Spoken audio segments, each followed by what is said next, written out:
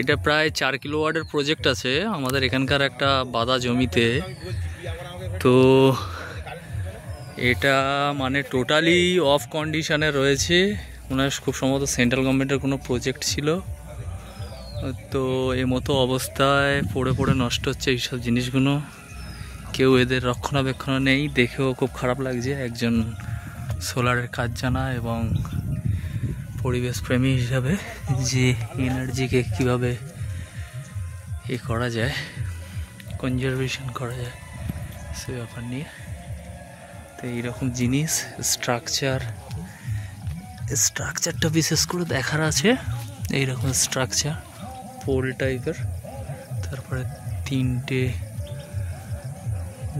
Wing বেরিয়ে গিয়ে এটা হয়েছে।